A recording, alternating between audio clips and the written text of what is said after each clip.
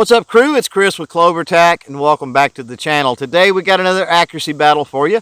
We got the Glock 20 versus the EAA Witness. Now, I threw a poll up over on the CloverTac Patreon, and the folks over there, they chose this battle. So today, both of these pistols will be chambered in the mighty 10mm. That's right, the 10mm edition of an accuracy battle.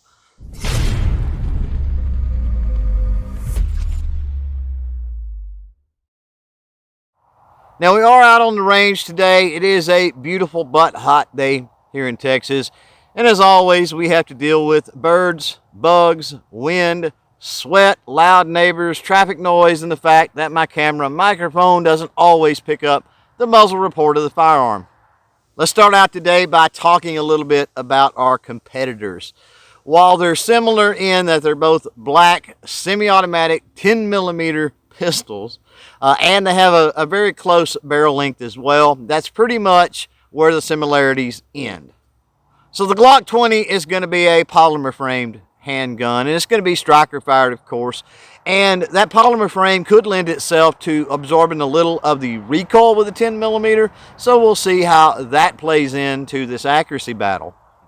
The EAA Witness is going to be an all-metal, double-action, single-action, hammer-fired pistol. And because it's double-action, single-action, hammer-fired, could have a little bit better trigger, and that may play into it as well. Before we get into any of the testing, I'd like for you to jump down in the comments below and predict the winner. Will it be the Glock 20 or the EAA Witness? Now, because ammunition is a little bit difficult to come by right now, we're going to be using some of my hand loads, specifically some 180 grain Hornady action pistol projectiles. Now, typically for 10mm and 180 grains, you see a velocity of probably somewhere around 1,250 to 1,300 feet a second, because these were hand loaded to be a little lower recoil for competition purposes. I think when we run them through the chronograph, you're going to see velocities closer to that 1,100 feet a second range. But we won't know until we get over to the chronograph, run a few rounds through, and see what happens. So let's jump over there and let's get that done before we do any live fire. As always, safety first. Got my eyes on, going to put my ears in, and we will be ready to go. Going to start this out with the Glock 20.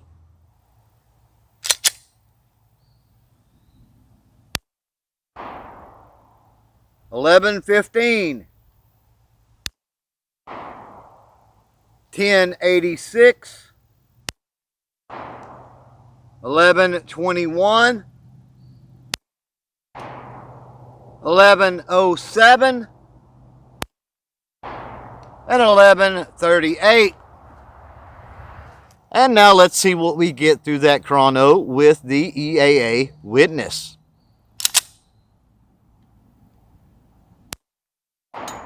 1144. 1100, 1109, 1106, and 1107. So that chrono testing out of the way, and if you did your math correctly, you'll find out that the EAA Witness is just a little bit higher as far as an average velocity, and since the barrels are pretty close to the same, no surprise there. The EAA Witness is also a little bit less in terms of deviation, in terms of the difference between velocity from round to round. So that could play a factor into the actual test when we start putting rounds on paper. So let's put some rounds on paper with each of these pistols and see what happens. Got a target posted downrange, one of our double bullseye targets from Outdoor Products Plus. We're going to be shooting from a table at 15 yards. Going to do something a little different. I've got the Ransom multi-cal steady rest. I put a couple of sandbags in the 50 cal ammo can. It's going to raise that rest up just a little bit. We're going to use that today to kind of help steady our shots and see what happens. Safety first, of course, eyes on, ears in. We're going to start out again with the Glock 20.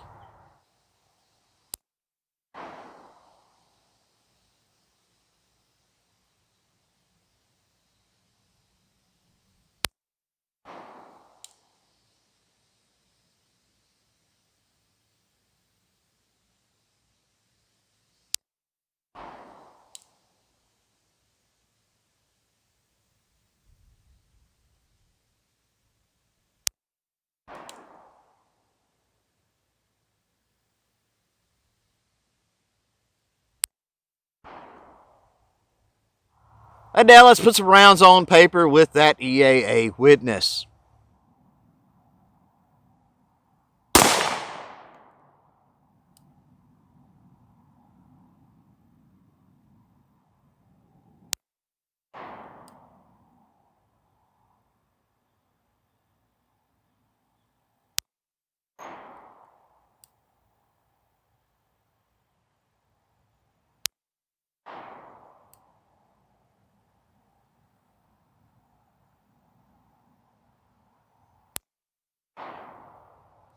So here we are downrange, and unlike the chrono data that sort of favored that EAA Witness from the actual rounds on target, pretty much a draw. 10 millimeter is going to do an awesome job in either one of these pistols. Notice on each one we've got a jagged oblong hole, 4 shots there, and what looks like almost 2 holes, but that is 4 shots, and then I got a flyer on each one. So all in all, 15 yards. You can't ask for much better accuracy than that out of either pistol. With all of that testing out of the way, what did we learn? Well, one thing for sure is we learned that 10 millimeter is an awesome round, right? And the second thing we learned is that if you hand load your ammunition, you can certainly create more precise ammunition than most stuff that you're going to find at the big box stores, particularly the bulk ammunition, the stuff just off the rack. And third, I think that with quality ammunition and any quality firearm, you're going to get pretty good accuracy no matter what. Thanks for hanging out. Thanks for watching. And until next time, don't forget to chain fire freedom.